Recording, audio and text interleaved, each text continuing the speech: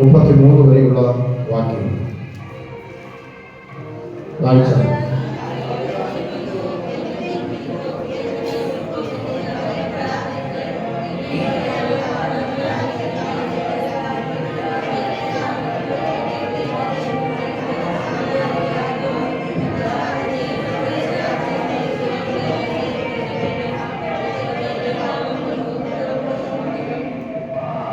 മലയാളത്തിൽ വായിച്ചാൽ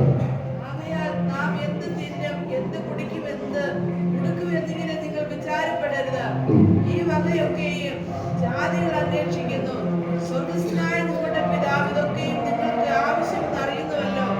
മുമ്പേ അവന്റെ രാജ്യം നീതിയും അന്വേഷിപ്പിൻ, അതോടുകൂടി ഇതൊക്കെയും നിങ്ങൾക്ക് കിട്ടും. വായിച്ച ദൈവവചനത്തിനായി നന്ദിയോടെ കർത്താവിനെ സ്തുതിക്കുന്നു. നമുക്കെല്ലാവർക്കും വളരെ സുപരിചിതമായ ഒരു വേദഭാഗമാണ് ഇന്ന് പകൽക്കാലം വായിക്കുവാനിടയായത്. സമയം വളരെ മുന്നിപ്പോയതുകൊണ്ട് ഒരു ചെറിയ ശ്ലോക വിഷയം മാത്രം പറഞ്ഞ് സമായോഗം അവസാനിപ്പിക്കുവാൻ കർത്താവിൽ താല്പര്യപ്പെടുന്നു. വായിച്ച വേദഭാഗത്തിൽ നമുക്ക് ശ്രദ്ധയിട്ടിരിക്കാം. പ്രിയരെ, നമ്മുടെ ജീവിതത്തിൽ ദൈവവചനമാണ് ഏറ്റവും അതിപ്രധാനപ്പെട്ട ഒന്ന്.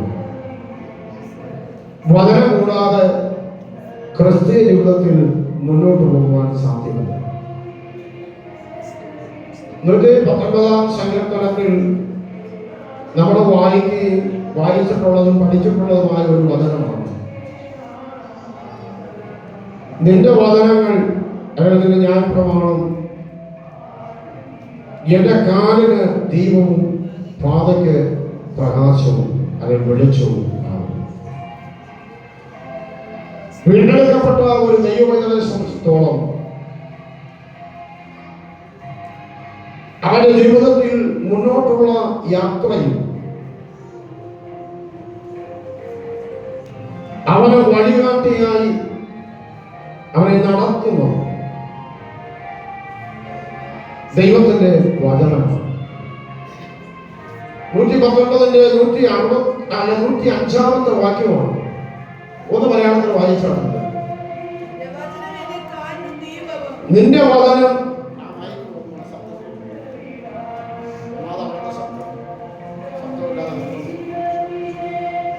വായിക്കും.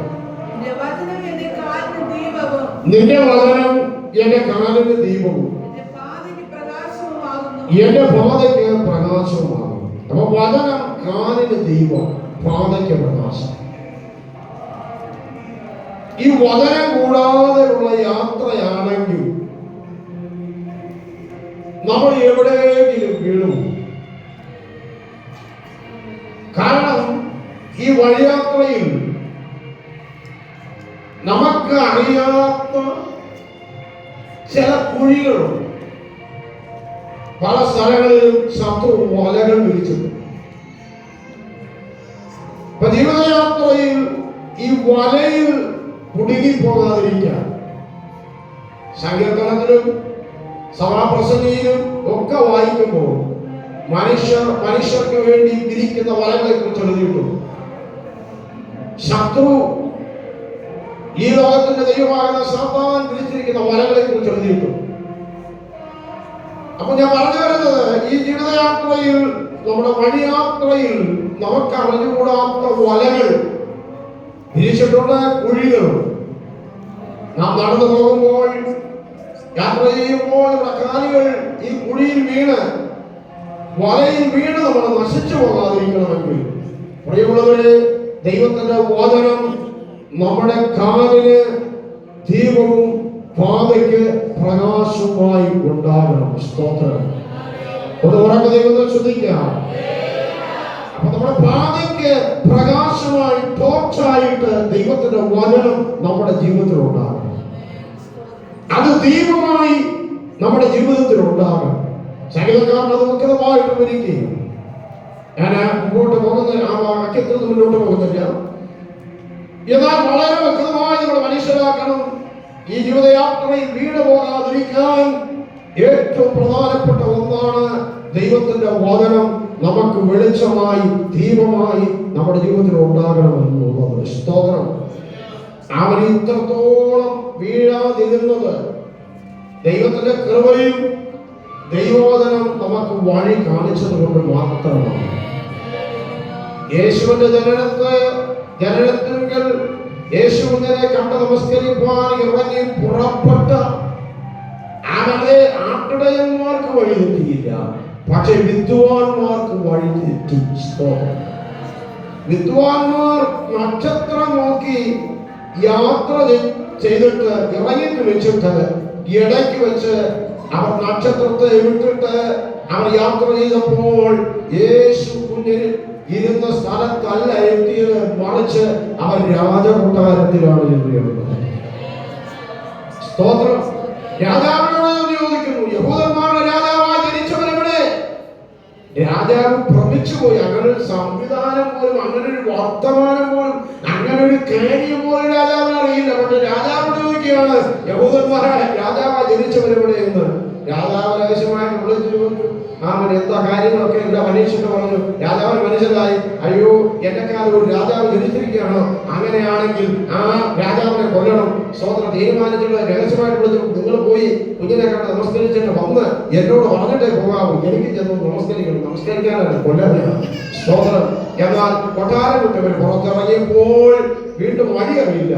പക്ഷേ വീണ്ടും നക്ഷത്രത്തിലേക്ക് നോക്കിയപ്പോൾ നക്ഷത്രം അവരെ കുഞ്ഞിരുന്ന സ്ഥലത്ത് കൊണ്ട് എത്തിച്ചു. ഈ നക്ഷത്രം ദൈവത്തിന്റെ വചനമാണ്. ഒരാഴ്ച കൂടെ കഴിയുമ്പോൾ ക്രിസ്മസ് ആണ്. വീടുകളിലൊക്കെ നക്ഷത്രം കെട്ടിത്തൂക്കുകയാണ്. പെന്തിക്കോസ്തുകാരുടെ വീട്ടിൽ ഉണ്ടെന്ന് അവൻ കെട്ടിത്തൂക്കിക്കോ, കുഴപ്പമില്ല. തൂക്കണമെന്നാണ് എന്റെ അഭിപ്രായം. പക്ഷെ എങ്കിലും തൂക്കുന്നെങ്കിൽ തൂക്കിക്കോ. പക്ഷെ ഒരു കാര്യം, ഈ നക്ഷത്രം അല്ല പ്രധാനം, അവൻ ദൈവവചനമാകുന്ന നക്ഷത്രമാണ് നിന്നെ നടത്തേണ്ടത്. സ്തോത്രം. ഒന്ന് ഉറക്കെ ദൈവത്തെ ശ്രദ്ധിക്കുക.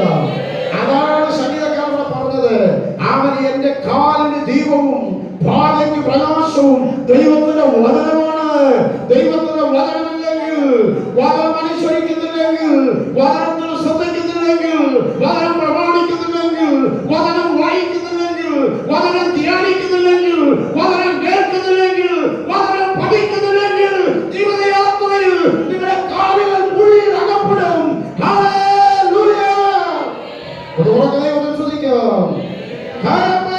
നടത്തും കർത്തനീയല്ലോ കൂപ്പിട്ട എന്നെ കുളമാക്കിയല്ലോ.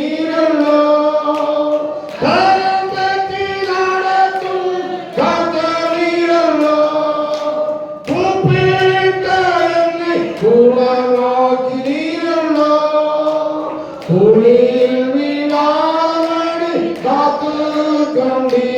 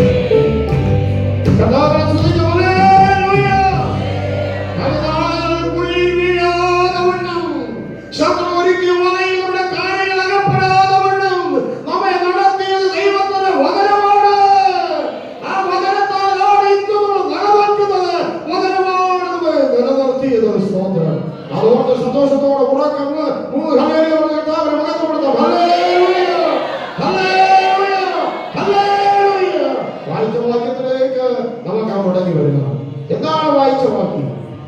അവൻ കർത്താവിപ്രകാരം യേശു തന്റെ പരശുശ്രൂഷവേളകളിൽ തന്റെ ശിഷ്യന്മാരോടും കൂടി ജനത്തോട് പറയുന്ന കാര്യമാണ് നമ്മൾ വായിച്ചത്. അവിടെ യേശു കർത്താവ് പറയുന്നതിനെയാണ് മലയാളത്തിൽ ഒന്നുകൂടെ നമുക്ക് വായിക്കാം. 31 മുതൽ 33 വരെ.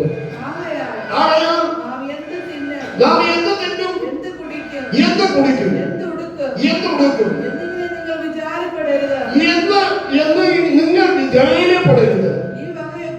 ഈ വകയൊക്കെ ജാതികൾ അന്വേഷിക്കും. സ്വർഗ്ഗസ്ഥനായ നിങ്ങളുടെ പിതാവ് ഇതൊക്കെയും നിങ്ങൾക്ക് ആവശ്യം എന്ന് അറിയുന്നു. മുൻപേ അവന്റെ രാജ്യവും നീതിയും അന്വേഷിക്കും. അതോടുകൂടെ ഇതൊക്കെ നിങ്ങൾക്ക് കിട്ടും. സ്തോത്രം. വായിച്ച പകരം നമുക്ക് ചിന്തിക്കും. യേശു കർത്താവോട് പറയും, നിങ്ങൾ എന്ത് തിന്നും, എന്ത് കുടിക്കും, എന്ത് കൊടുക്കും എന്ന് വെച്ച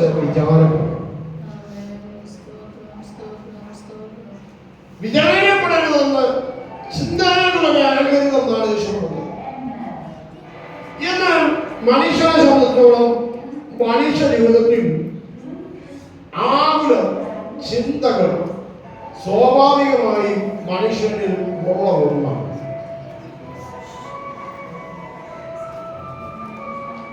ചിന്താകുലം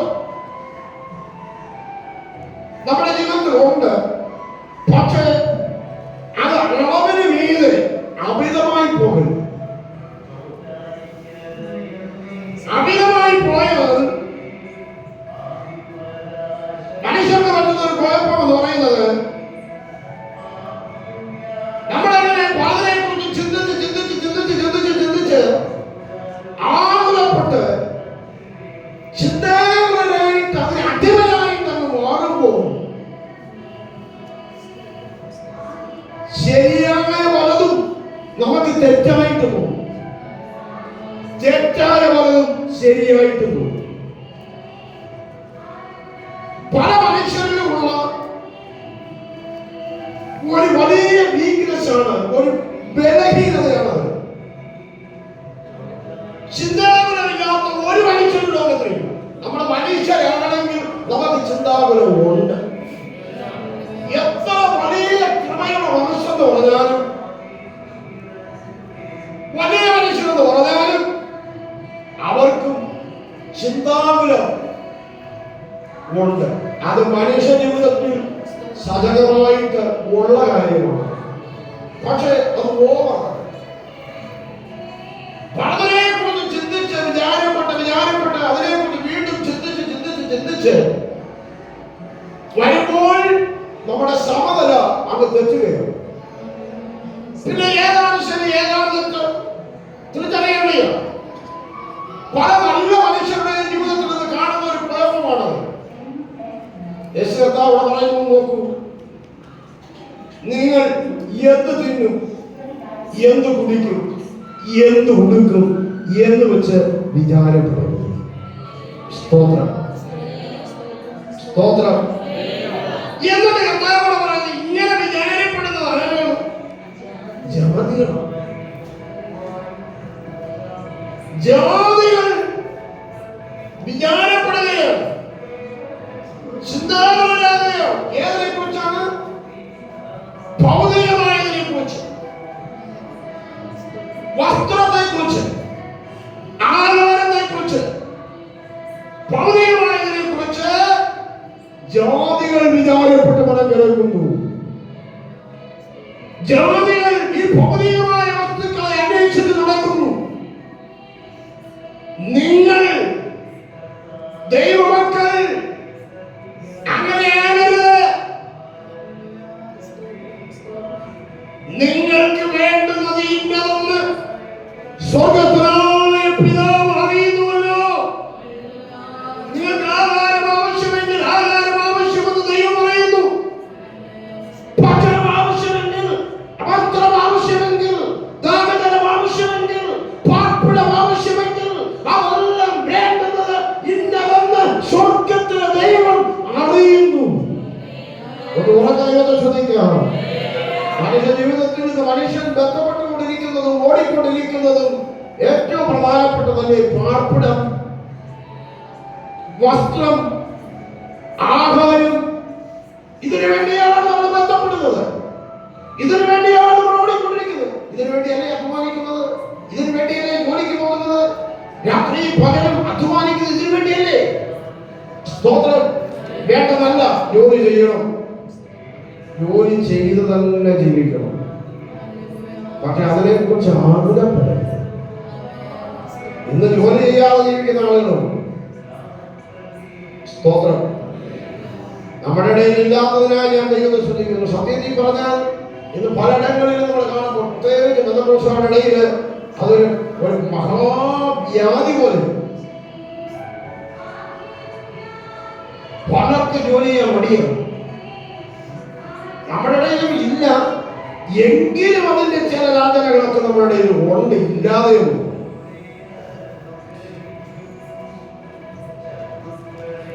വേണമെങ്കിൽ വിശന്നിരിക്കും, എന്നാലും അടുക്കളയിൽ കയറാൻ ഒരു മടി.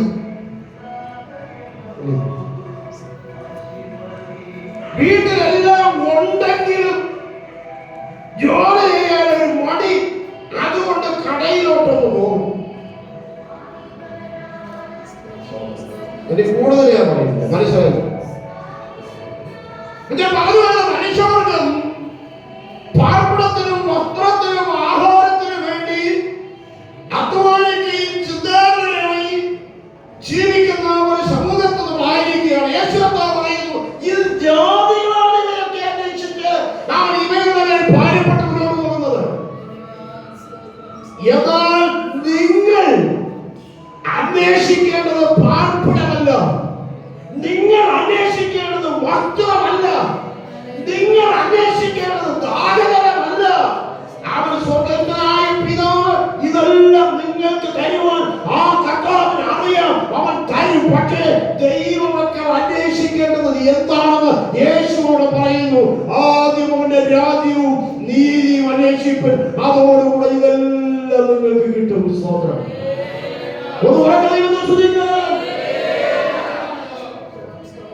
എന്താണ് യേശു കർത്താവ് ഇങ്ങനെ പറയാനുള്ള കാരണം? എന്താ യേശു ഇങ്ങനെ പറയാനുള്ള കാരണം? ആദ്യമാണ് രാജ്യവും ദൈവമക്കൾ രാജ്യവും നീതി അന്വേഷിക്കാനാണ് പറഞ്ഞിരിക്കുന്നത്. നിങ്ങൾ തെറ്റിദ്ധരിക്കണ്ട. പാർപ്പിടത്തിന് വേണ്ടി അധ്വാനിക്കണമെന്നല്ല യേശു പറഞ്ഞത്. ഭക്ഷണത്തിന് വേണ്ടി അധ്വാനിക്കണമെന്നല്ല യേശു പറഞ്ഞത്. തെറ്റിദ്ധാരണ പക്ഷെ വരും. യേശു പറഞ്ഞതിനകത്ത് മർമ്മപ്രധാനമായ വിഷയം അതിനകത്ത്. സ്തോത്രം.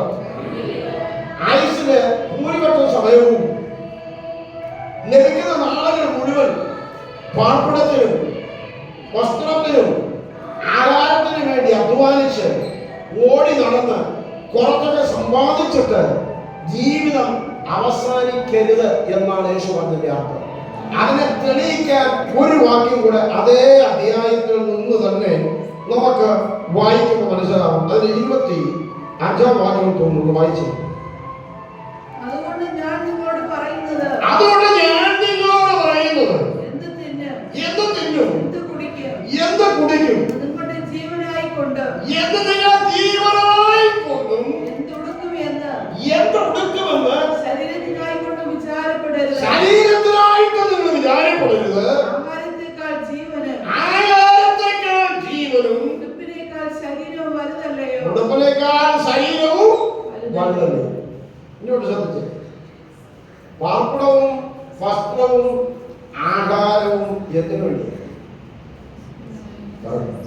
യേശു അവിടെ പറയുന്നു, ആഹാരവും ദാഹജലവും എല്ലാം നമ്മുടെ ജീവന് വേണ്ടിയിട്ടാണ്. എന്തിനു വേണ്ടിയിട്ടാണ്? ഉടക്കെ പറഞ്ഞാണ്. എന്തിനു വേണ്ടിയിട്ടാണ്? ജീവൻ നിലനിൽക്കണമെങ്കിൽ എന്ത് വേണം? ആഹാരം വേണം. ആഹാരവും ദാഹജലവും ഇല്ലാതെ ജീവൻ നിലനിർത്താൻ ഒക്കത്തില്ല. സ്തോത്രം. പക്ഷെ മനുഷ്യൻ ഓടുന്നത് ഈ ജീവൻ നിലനിർത്താൻ, ആഹാരം ഉണ്ടാക്കാനും ദാഹജലത്തിന് വേണ്ടിയും സമ്പാദിക്കാനാണ് മനുഷ്യൻ ഓടിക്കൊണ്ടിരിക്കുന്നത്. ഇതെല്ലാം ജീവൻ നിലനിർത്താൻ. ആഹാരവും ദാഹജലവും പാർപ്പിടവും വസ്ത്രവും ഇതെല്ലാം ദൈവം ആയുസ്സും ആരോഗ്യവും തന്ന് നമ്മൾ ഉണ്ടാക്കുന്നത് അല്ലെ? എന്തിനു വേണ്ടി? നിങ്ങൾ വാദം പറ. എന്തിനു വേണ്ടി? ജീവൻ നിലനിർത്താൻ. സംഭവമെല്ലാം നമ്മളാണ്. പക്ഷെ ഒരു കാര്യം, ജീവൻ ഉണ്ടെങ്കിലല്ലേ ആഹാരം വേണ്ടിയുള്ളൂ. ജീവൻ ഉണ്ടെങ്കിൽ എന്ത് വേണം? ശരീരം എന്ത് വേണം? ആഹാരം വേണം. ജീവനില്ലെങ്കിൽ ഞാൻ ഇന്ന് പ്രസവം കഴിഞ്ഞ് വീട്ടിൽ പോയി കുറച്ച് സമയം കഴിഞ്ഞപ്പോ അത് ജീവൻ വിട്ടുപോയി ഡെപ്പോടിയായെന്ന് നിങ്ങൾ വിചാരിക്കും. എന്റെ കാര്യമാണ്. നിങ്ങളെല്ലാവരും എന്നെ കാണാൻ വരും. ആരെങ്കിലും ആഹാരമായിട്ട് വരുമോ? വരൂ. എന്താ കാര്യം? ജീവൻ. ഇനി ആഹാരത്തിന്റെ ആവശ്യം ഇല്ല. ഇനി ഞാൻ രോഗിയായിട്ട് കിടക്കുകയാണ്, ക്ഷീണിതനാണെന്ന് വിചാരിക്കും. നിങ്ങളെ കാണാൻ വരുമ്പോൾ ബന്ധങ്ങളൊക്കെ വാങ്ങിക്കൊണ്ട് ഭക്ഷിക്കും. അപ്പോൾ ആ ജീവൻ ഉണ്ടെങ്കിലേ എന്തിന്റെ ആവശ്യമുള്ളൂ? ആഹാരത്തിന്റെ ആവശ്യമുള്ളൂ. രണ്ട്, ശരീരം ഉണ്ടെങ്കിലേ വസ്ത്രത്തിന്റെ ആവശ്യം ഉള്ളൂ. ശരീരം ഉണ്ടെങ്കിൽ പിന്നെ എന്തിനാ വസ്ത്രം? ഏതാ പ്രധാനം? നിങ്ങൾ പറ. ജീവനും ശരീരവുമാണ് വലുത്, ആഹാരവും വസ്ത്രവുമാണ് വലുത്. ദൈവമക്കൾ പറഞ്ഞാട്ട് പ്രസംഗം ഷോർട്ടായിട്ടേ ഉള്ളൂ. നിങ്ങൾ മറുപടി പറയും, ഞാൻ ആശീർവാദമാണ്. സ്വന്തം കുഞ്ഞുങ്ങളെ എന്താണ് ഇതിന്റെ മർമ്മം? പറയുന്നത് ജീവനല്ലേ വലുത്. ജീവൻ ഉണ്ടെങ്കിലല്ലേ ആഹാരം വേണ്ടിയുള്ളൂ. ശരീരം ഉണ്ടെങ്കിലല്ലേ വസ്ത്രം വേണ്ടിയുള്ളൂ. സ്തോത്രം. ഒന്ന് ഉറക്കെ ദൈവത്തെ സ്തുതിച്ചാട്ടെ. യേശു കർത്താവ് പറയുന്നു, നിങ്ങൾ വസ്ത്രത്തിന് വേണ്ടി, പാർപ്പിടത്തിന് വേണ്ടി, ഈ ലോകത്തിന്റെ സുഖത്തിന് വേണ്ടി ചിന്താകുലരായി അതിന് അടിമപ്പെട്ട് പോകരുത്. നിങ്ങൾക്ക് വേണ്ടുന്നതല്ല, നിങ്ങളുടെ ജീവന് വേണ്ടുന്നതല്ല, നിങ്ങളുടെ ശരീരത്തിന് വേണ്ടുന്നതല്ല, തരുവാൻ സ്വതന്ത്രനായ പിതാവിനെ അറിയാൻ പക്ഷെ നിങ്ങൾ അന്വേഷിക്കേണ്ടത് അവന്റെ രാജ്യവും നീതിയുമാണ്. ഞാൻ പറഞ്ഞല്ലോ, ആഹാരവും പാർപ്പിടവും വസ്ത്രവും ദൈവം അനുവദിച്ചിട്ട്, ദൈവം കൃപ ചെയ്തിട്ട് നമ്മൾ ഉണ്ടാക്കുന്നതാണ്, നമ്മൾ സമ്പാദിക്കുന്നതാണ്. പക്ഷെ ജീവൻ നിങ്ങളുടെതെന്ന് പറയാനൊക്കൂ? ജീവനാകരുത്. ജീവൻ എവിടെ നിന്ന് കിട്ടി? ജീവൻ എവിടെ നിന്ന് കിട്ടി? ഈ ശരീരം എവിടെ നിന്ന് കിട്ടി? സ്തോത്രം. യേശു പറഞ്ഞതിന്റെ രഹസ്യം നിങ്ങളൊന്ന് ഗ്രഹിക്കാൻ വേണ്ടിയിട്ടാണ് ഞാൻ ഇത് ഇങ്ങനെ വിവരിക്കുന്നത്. ജീവൻ എവിടെ നിന്ന് കിട്ടി? ജീവൻ ആര് തന്നു? ജീവനെ തന്ന ദൈവം. ദൈവമാണ് നമുക്ക് ജീവനെ തന്നത്. നമ്മുടെ ജീവിതത്തിൽ ഏറ്റവും വലുത് ജീവനാണ്. ആഹാരമല്ല, വസ്ത്രമല്ല, പാർപ്പിടമല്ല, വേണ്ടമല്ല ഞാൻ പറയുന്നത്. അത് വേണം, അത് തരാൻ ദൈവം വിശ്വസ്തൻ.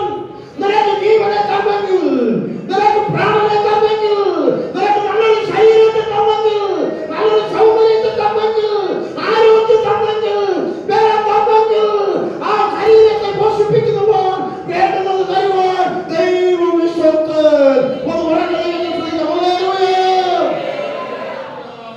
പക്ഷെ നമ്മളൊരു കടമ, ജീവൻ വേണ്ടുന്നത് കരുതുവാനാണ് എന്ന് പറഞ്ഞ ജീവൻ നിലനിർത്തണം. സ്തോത്രം. ആ ജീവനെ തന്ന ദൈവത്തെ ഒന്ന് സ്തുതിക്കാൻ, ദൈവത്തെ അന്വേഷിക്കാൻ, അവരുടെ രാജ്യത്തെ അന്വേഷിക്കാൻ, അതിനാണ് നോക്കി പ്രധാന ഭാഗം. അതിനാണ് നമ്മൾ കൊടുക്കേണ്ടത്. അതിനുവേണ്ടിയാണ് നമ്മൾ അധ്വാനിക്കേണ്ടത്. അതിനുവേണ്ടിയാണ് നമ്മൾ പ്രയാസപ്പെടേണ്ടത്. അതാ യേശു പറഞ്ഞത്. പക്ഷെ നമ്മളെല്ലാം ചെയ്യുന്നത് എന്താണ്? നമുക്ക് ദൈവരാജ്യം അന്വേഷിക്കാൻ സമയമില്ല, നീതി അന്വേഷിക്കാൻ സമയമില്ല. എന്താ ദൈവരാജ്യം? ദൈവരാജ്യം ഭക്ഷണവും പാനീയവും അല്ല, നീതിയും സമാധാനവും പരിശുദ്ധാത്മാവിനാൽ ഉണ്ടാകുന്ന സന്തോഷമാണ്. ആ ദൈവരാജ്യത്തിന് വേണ്ടി അന്വേഷിക്കാൻ നമ്മൾ സമയം കണ്ടെത്തുന്നില്ല. പക്ഷെ നമ്മൾ സമയം ചെലവിടുന്നതെല്ലാം എന്തിനു വേണ്ടിയിട്ടാണ്? വേണ്ടിയിട്ടാണ്? എന്തിനു വേണ്ടിയിട്ടാണ്? വസ്ത്രത്തിന് വേണ്ടി, ആഹാരത്തിന് വേണ്ടി, പാർപ്പിടത്തിന് വേണ്ടി, അല്ലേ? സ്തോത്രം, സ്തോത്രം, സ്തോത്രം, സ്തോത്രം. നിങ്ങൾ ഗ്രഹിക്കുന്നുണ്ടോ? ദൈവം വസ്ത്രം വേണ്ടേ? വേണം. പാർപ്പിടം വേണ്ടേ? വേണം. താരകരം വേണ്ടേ? വേണം. 2 വീലർ വേണ്ടേ? വേണം. ഇനി 4 വീലർ വേണ്ടേ? വേണം. പിന്നെ ഇന്ന് ചിലർക്കൊക്കെ ഇതൊന്നും പോരാ, വിമാനം വാങ്ങാൻ വേണ്ടി ഇരിക്കും. അങ്ങനെ ഉള്ളവരുണ്ട്. അവിടെയാ പോയപ്പോ വ്യതികോശകാർക്ക് വരുന്ന കുഴപ്പം അവിടെയാ. ചാണാക്കൂടി കിടന്ന നമ്മളെ ഇത്രത്തോളം തമ്പുരാൻ കൊണ്ടുപോകും. ഞാൻ പച്ചക്കങ്ങ് വന്നത് അല്ലേ? അവിടെ ചാണാനെ കൂടി കൂടി കിടന്ന് നമ്മളെ അല്ലേ? അത് നിങ്ങൾ മോളിൽ എല്ലാം റെഡിയായിട്ട് വന്നതാണ്. അല്ല, നമ്മളെല്ലാം ഞാൻ പറഞ്ഞതുപോലെ ചാണാക്കൂടി കിടന്നത്. അവിടെ അത് കരകയറ്റി തമ്പുരാനെ ഉയർത്തി ദൈവങ്ങളെ മാനിച്ചു. സ്തോത്രം. ഒന്നുകൂടെ കടന്നു ചിന്തിക്കുക. ആ ജീവിക്കാൻ ആഗ്രഹിച്ച് എത്രയോ പേർക്ക് ജീവൻ നഷ്ടപ്പെട്ടു പോയി. അമ്മയുടെ ഉദരത്തിൽ ഉരുവാകുന്നതിന് പിണ്ടാരമാകുന്നതിന് മുൻപേ നശിച്ചുപോയ എത്രയോ കോടികൾ ആയിരങ്ങളുണ്ട്. എന്നാൽ എനിക്ക് ജീവനെ തന്ന്, നിനക്ക് ജീവനെ തന്ന്, ജീവനെ നിലനിർത്തി ഒരു നല്ല മനുഷ്യനായി, ഒരു നല്ല മനുഷ്യനായി നിലനിർത്തിയ ദൈവത്തെ അന്വേഷിച്ചപ്പോൾ ആ ദൈവത്തിലേക്ക് നോക്കാൻ ഇത് വളരെ മനസ്സിലുള്ളൂ.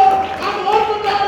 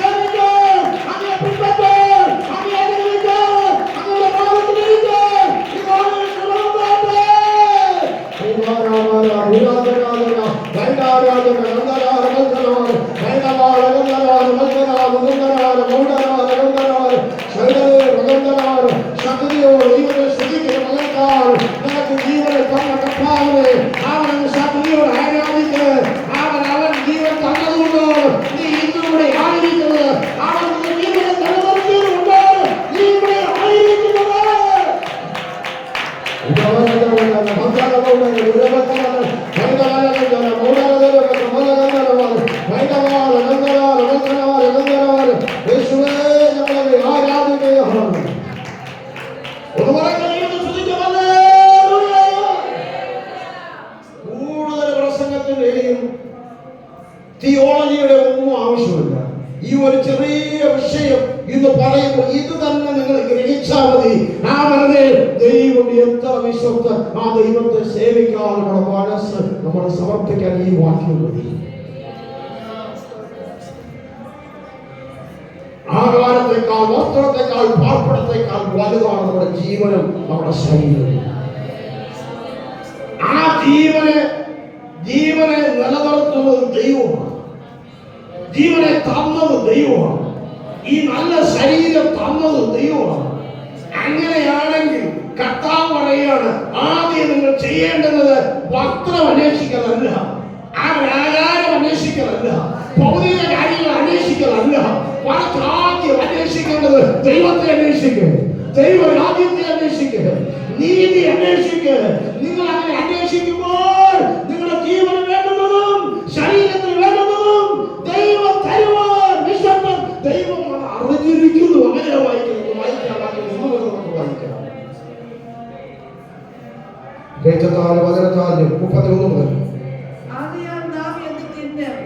എന്ത് കുടിക്കും, എന്തൊടുക്കും എന്നിങ്ങനെ നിങ്ങൾ വിചാരപ്പെടരുത്. ഈ വകയൊക്കെ ജാതികൾ അന്വേഷിച്ചു. സ്വർഗ്ഗസ്ഥനായ നിങ്ങളുടെ പിതാവ് ഇതൊക്കെ നിങ്ങൾക്ക് ആവശ്യമെന്ന് അറിയുന്നുവല്ലോ. നിങ്ങൾക്ക് ആവശ്യമെന്ന് അറിയുന്നു. ഇതെല്ലാം നമുക്ക് ആവശ്യമുള്ളത് ആരറിയുന്നു? നമുക്ക് പലപ്പോഴും നമുക്ക് ആവശ്യമുള്ളത് അറിയത്തില്ല. സത്യം, നമുക്ക് ആവശ്യമുള്ളതെല്ലാം അറിയുന്നവർ എത്ര പേരുണ്ട്? നമ്മൾ പലപ്പോഴും നമുക്ക് ആവശ്യമുള്ളതെന്ന് വാങ്ങിക്കൊണ്ട് വീട്ടിൽ വന്ന് കഴിയണം. നമ്മൾ അയ്യേ ഇതിന്റെ ആവശ്യമില്ലായിരുന്നു.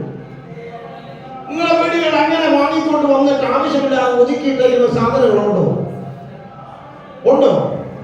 അയ്യോ, പ്രധാനപ്പെട്ട വീട്ടിലൊന്നും അങ്ങനെയില്ല. എത്രയോ വീടുകളിൽ ആവശ്യമില്ലാതെ പലതും മൂലം കിടപ്പുണ്ട്. കാശ് കൊടുത്ത് പണം കൊടുത്ത് വാങ്ങിച്ചു കൊടുത്തിട്ട് ഒരു ദിവസം പോലും ഉപയോഗിക്കാത്ത സാധനങ്ങൾ നിങ്ങളുടെ വീട്ടിലില്ലേ? ഇല്ലേ? ദൈവമേ, ഇതിന് പറയാനെത്ര എന്താ മടി? നിങ്ങൾ ഇവിടെ സഭയിൽ പറഞ്ഞില്ലെങ്കിലും ദൈവമുണ്ടായിട്ട് ഉണ്ടെന്ന് പറഞ്ഞേ പറ്റുള്ളൂ. നമ്മളെല്ലാം ആവശ്യമുള്ളതെന്ന് വാങ്ങിക്കൊണ്ട് വന്ന പലതും ആവശ്യമില്ലാതെ അവിടെ ഇവിടെ കിടപ്പുണ്ട്. അതിന്റെ അർത്ഥം നമുക്ക് ആവശ്യമുള്ളത് ഇന്നതെന്ന് ശരിക്കും നമുക്ക് അറിയില്ല. അതുകൊണ്ടാണ്. പക്ഷേ നമുക്ക് ജീവനെ തന്ന ഈ ശരീരത്തെ തന്ന ദൈവത്തിന് നമുക്ക് ആവശ്യമുള്ളത് ഇന്നതെന്ന് നന്നായിട്ട് അറിയും. ആ ദൈവം ആവശ്യമുള്ളത് നമുക്ക് തരാൻ വിശ്വസ്തനുമാണ്. പക്ഷേ നാം എന്ത് ചെയ്യണം? നാം അവന്റെ രാജ്യം അന്വേഷിക്കണം. ആ ജീവനെ തന്നെ കർത്താവിനെ അന്വേഷിക്കണം. സ്തോത്രം. ആദ്യം രാജ്യവും നീതിയും അന്വേഷിപ്പിൻ, അതോടുകൂടെ ഇതൊക്കെ നിങ്ങൾക്ക് സ്തോത്രം സ്തോത്രം കിട്ടും. ഇന്ന് മകനിൽ പ്രാഗൽഭ്യത്തോടെ പറയാൻ കഴിയും, എന്തെങ്കിലും കിട്ടിയിട്ടുണ്ടെങ്കിൽ, എന്തെങ്കിലും അനുഭവിക്കുന്നെങ്കിൽ അത് ദൈവത്താൽ മാത്രമാണ്.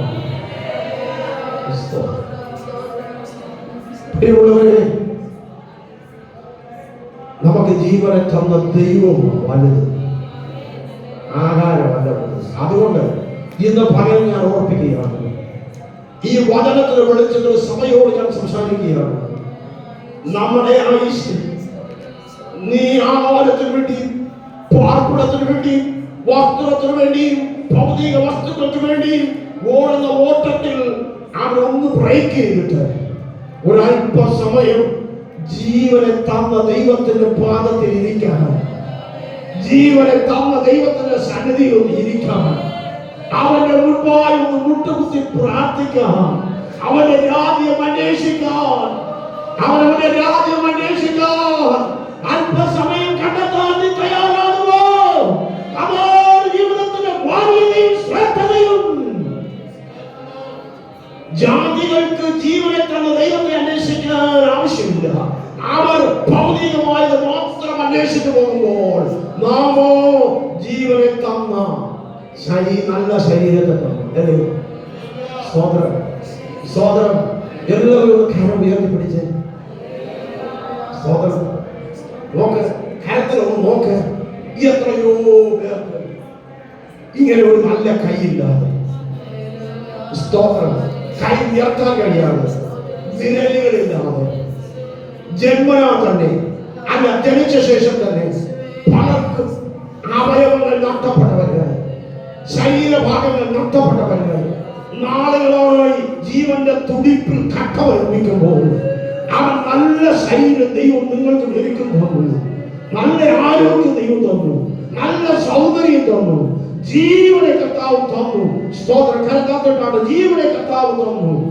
ആ ദൈവത്തെ എത്ര അധികം നമ്മൾ സ്തുതിക്കണം, ആ ദൈവത്തെ എത്ര അധികം മഹത്വപ്പെടുത്തണം, ആ ദൈവത്തെ എത്രമാത്രം നമ്മൾ ആരാധിക്കണം. പക്ഷേ നമ്മൾ ആ സമയം കൂടെ കവർന്നെടുത്ത്, ആരാധിക്കേണ്ടത് സമയം കൂടെ കവർന്നെടുത്ത്, പ്രാർത്ഥിക്കേണ്ടത് സമയം കൂടെ കവർന്നെടുത്ത്, വചനം കേൾക്കേണ്ടത് സമയം കൂടെ കവർന്നെടുത്ത്, വചനം വായിക്കേണ്ടത് സമയം കൂടെ കവർന്നെടുത്ത് നമ്മൾ ലോകത്തിന്റെ കാര്യത്തിന് വേണ്ടി ഓടിക്കൊണ്ടിരിക്കുകയാണ്.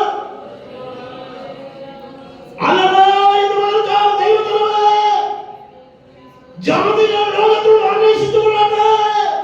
യേശു പറയുന്നു, ജാതികൾ അന്വേഷിക്കുന്നു, നിങ്ങൾ എന്റെ രാജ്യവും നീതിയും അന്വേഷിപ്പിൻ, നിങ്ങൾക്ക് വേണ്ടുന്നതെല്ലാം ഞാൻ പിതാവ് അറിയുന്നു.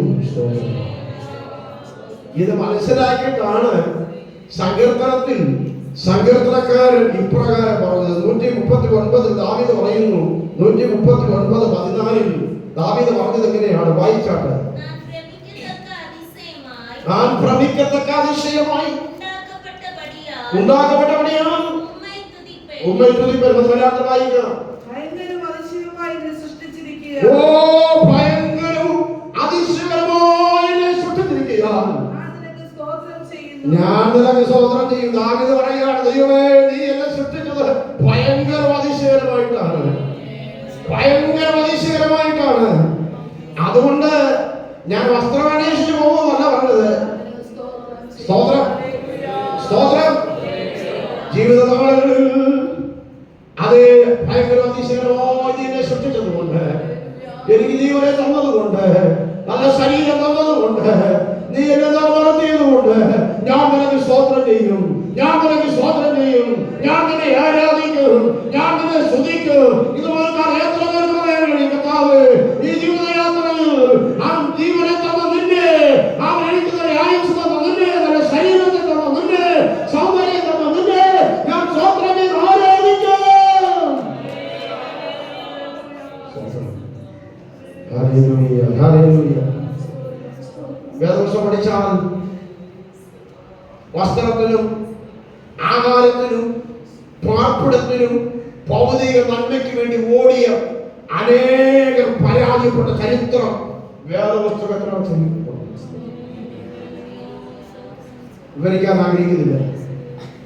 ഏലീശയുടെ കൈക്ക് വെള്ളം ഒഴിച്ചു കൊടുത്ത് പ്രവാചകനായ ഏലീശയോട് കൂടെ നടന്ന് ശുശ്രൂഷകൾ ചെയ്ത് കർത്താവിന്റെ യഹോവയായ ദൈവത്തിന്റെ അത്ഭുത പ്രവൃത്തികളും നടത്തിപ്പും പരിപാലനവും ദൈവ സാന്നിധ്യവും എല്ലാം അനുഭവിച്ച ഒരു മനുഷ്യനായിരുന്നു ഏലീശയുടെ വേലക്കാരനായ ശുശ്രൂഷക്കാരനായ ഗേഹസി.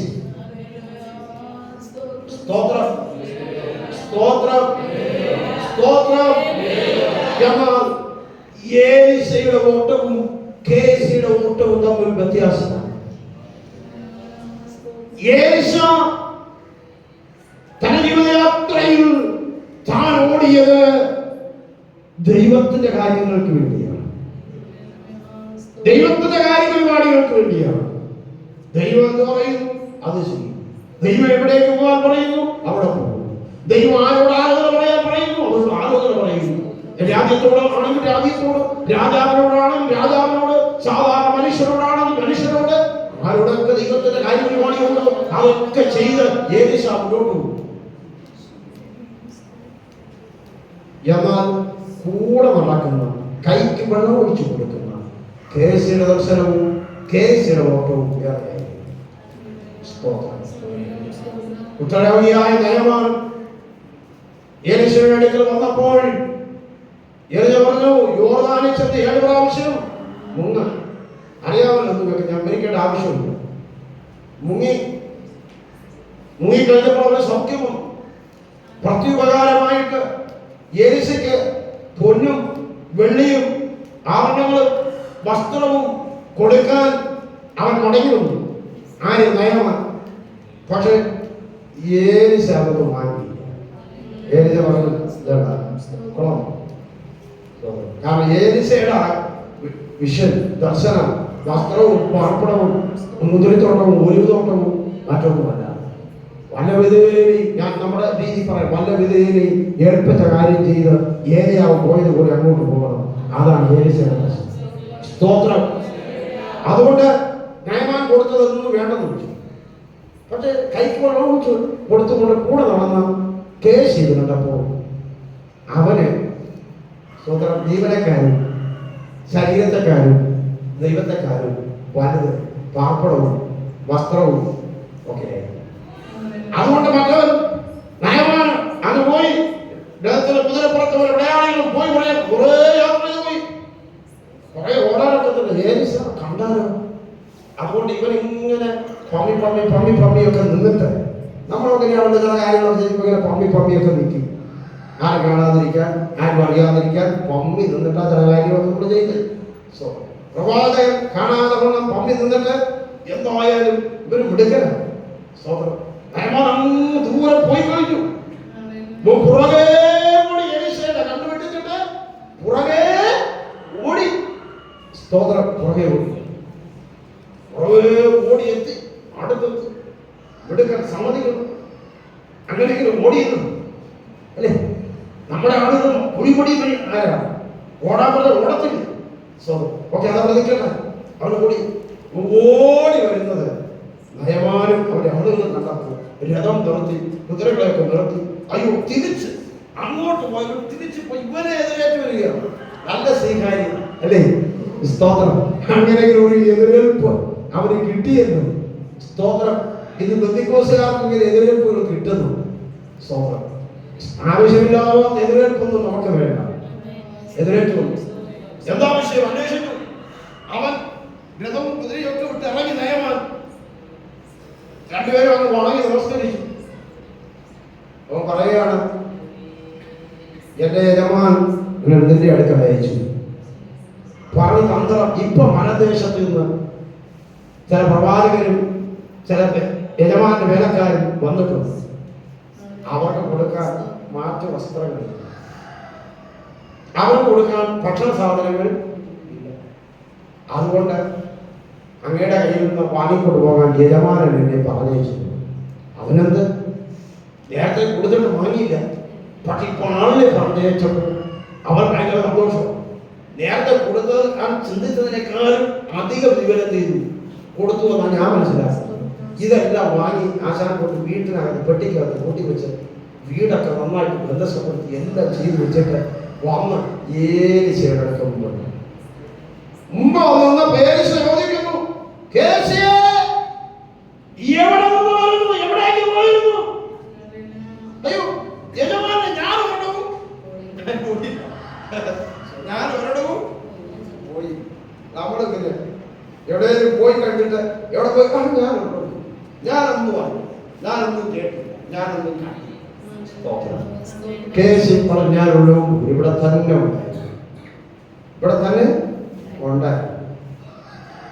ആത്മാവിൽ ഏറെ ചോദിക്കുന്നു, നീ ആ മനുഷ്യനെ എതിരേറ്റതും രഥത്തിൽ നിന്ന് ഇറങ്ങി അവന്റെ എതിരേറ്റതും അവന്റെ ഓടിയപ്പോഴും എന്റെ മനസ്സ് നിന്നോടുകൂടെ പോകുന്നില്ലയോ?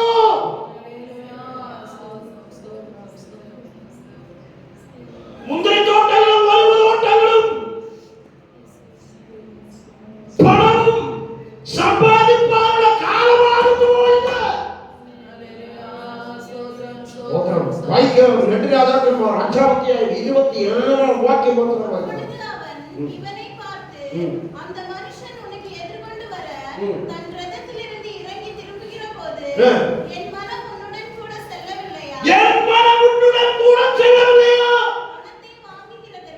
പണത്തെ വാങ്ങുന്നവർക്കും വസ്ത്രങ്ങളെയും ഒലിവുതോപ്പുകളെയും ദ്രാക്ഷത്തോട്ടങ്ങളെയും ആടുമാടുകളെയും വേലക്കാരെയും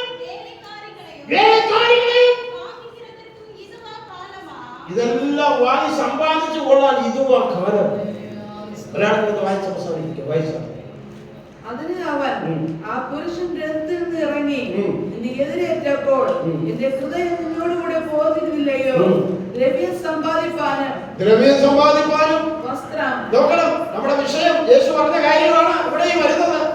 വസ്ത്രം, ഒലിവുതോട്ടം, മുന്തിരിത്തോട്ടം, ആടുമാടുകൾ, ദാസീദാസന്മാർ എന്നിവ മേടിപ്പാനും ഇതാകുന്നുവോ സമയം.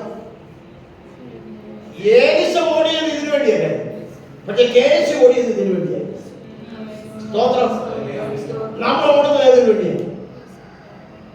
വീണ്ടെടുക്കപ്പെട്ട ദൈവമേ, നമ്മൾ ഓടുന്നത് എന്തിനു വേണ്ടിയാണ്? നമ്മുടെ ഓട്ടം എന്തിനു വേണ്ടിയാണ്?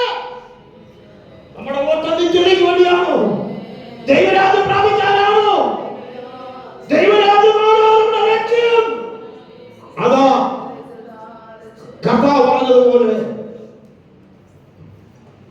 വസ്ത്രവും പാർപ്പിടവും ഭൗതിക നന്മയുമാണോ നമ്മുടെ ലക്ഷ്യം? വേണ്ടതല്ല വേണം, അതൊക്കെ വേണ്ടുന്ന സമയങ്ങളിൽ വേണ്ടുന്നതെല്ലാം തന്ന് നമ്മെ മാനിച്ച് ദേശത്ത് ഉയർത്താൻ ദൈവവിശ്വസ്തനാണ്. പക്ഷെ നമ്മൾ അന്വേഷിക്കേണ്ടത് അതല്ല. നമ്മൾ അന്വേഷിക്കേണ്ടത് ദൈവത്തെ അന്വേഷിക്കുക, ദൈവരാജ്യം അന്വേഷിക്കുക. ദൈവമക്കളെ, നമ്മൾ ചെയ്യേണ്ടുന്ന കാര്യം ചെയ്യേണ്ടതുപോലെ ചെയ്താൽ നമുക്കൊരു കുറവ് വരത്തില്ല. ദൈവം നമുക്ക് എല്ലാം തന്നു നമ്മെ നടത്തും. സ്തോത്രം. ഇന്ന് ഭയങ്കര ഉറപ്പുണ്ടോ നിങ്ങൾക്ക്? ഇനിയെങ്കിലും ഈ വചനത്തിൽ നിന്ന് ഉറക്കാൻ പറ്റുമോ? അതുകൊണ്ട് ജീവിതത്തിൽ ലഭിക്കുന്ന നാളുകൾ, ആയുഷ് നാൾക്കളിൽ, നമ്മുടെ ജീവിതകാലത്ത് ഈ ലോകത്തിന് വേണ്ടി ഓടിയതിന് ഒന്ന് അല്പം ബ്രേക്ക് ചെയ്തിട്ട് കർത്താവിന് വേണ്ടി ഒന്ന് ഓടാൻ, കർത്താവിനെ ഒന്ന് സേവിക്കാൻ, അവന്റെ രാജ്യത്തിന് വേണ്ടി പ്രവർത്തിക്കാൻ, അവന്റെ രാജ്യത്തെ അന്വേഷിക്കാൻ, അവന്റെ രാജ്യത്തിൽ എത്തേണ്ടതിന് അതിനുവേണ്ടി പ്രവർത്തിക്കാൻ, പ്രയാസപ്പെടാൻ നമ്മുടെ ജീവിതത്തിൽ സമർപ്പിക്കാം. നമ്മുടെ ചിന്താകുലങ്ങളെ കളഞ്ഞിട്ട്, ആകുലങ്ങളെ കളഞ്ഞിട്ട്, ഭൗതികവാദിനെ കളഞ്ഞിട്ട് നിത്യമായത് നമുക്ക് അന്വേഷിക്കാം. കടലുടേക്ക് നാം പ്രാർത്ഥിക്കാം. എല്ലാവരെയും തലമുറയാക്കിക്കൊണ്ട് ഇത് മകൾക്കുമാലും ഞാൻ വാക്കുകൾ അവസാനിപ്പിക്കുകയാണ്. നമ്മുടെ ഈ ഓട്ടത്തിൽ ഭൗതികമായതിനു വേണ്ടി ഓടി ആത്മീയമായതിനെ നഷ്ടമാക്കാൻ